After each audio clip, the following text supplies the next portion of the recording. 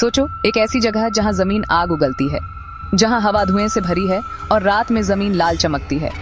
यह है झरिया, इंडिया के बीचों बीच एक शहर जो एक सदी से भी ज्यादा समय से जल रही आग के खतरे में जी रहा है। ये कोई कुदरती आफत नहीं, बल्कि इंसानों की बनाई हुई मुसीबत है। झरिया की कोयले की खदानें, जो कभी खुशहाली का जरिया थीं, अब एक श्राप बन गई हैं। उनकी जलती गहराइयां इंसानी गलती और लापरवाही की गवाही देती हैं। झरिया झारखंड राज्य में है, जो खनिज संसाधनों से भरपूर है। दशकों से ये कोयला खनन का केंद्र रहा है, जो इंडिया के इंडस्ट्रियल ग्रोथ को फ्यूल करता था।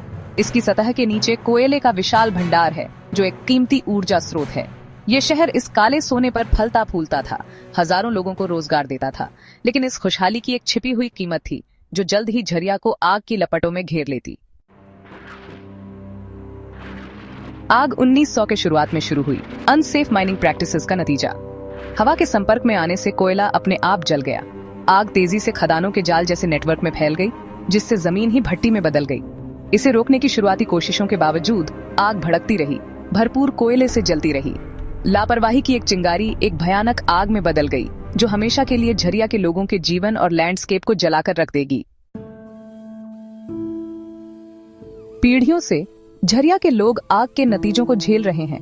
हवा जहरीले धुएं से भरी है, जिससे सांस की तकलीफ और दूसरी स्वास्थ्य समस्याएं होती हैं। जमीन अस्थिर है, गिरने और आग के गड्ढों में बदलने का खतरा है। कई लोग अपने घरों से भागने पर मजबूर हो गए हैं।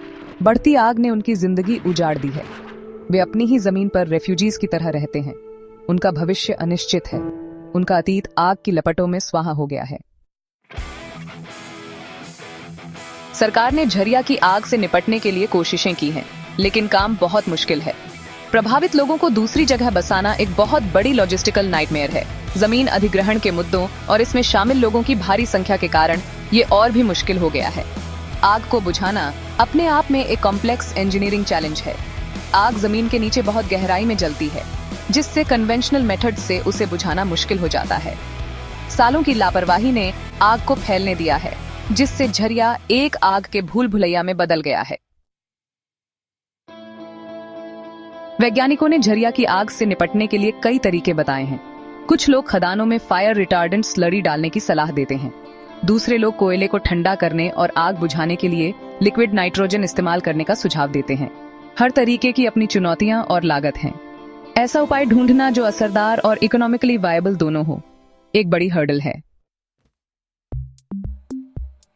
झरिया का भविष्य अधर में लटका हुआ है। आग लगातार जलती रहती है, जो औद्योगिक प्रगति की मानवीय कीमत की याद दिलाती है। चुनौतियां बहुत बड़ी हैं, लेकिन समाधान की जरूरत भी उतनी ही बड़ी है। क्या झरिया धरती पर एक दाग बना रहेगा, या हम इस जख्मी जमीन को ठीक करने और इसके लोगों के लिए उम्मीद वापस लाने का कोई तरीका ढूंढ सकते हैं? इसका जवाब हमारी सामूहिक इच्छा शक्ति और कार्रवाई में है।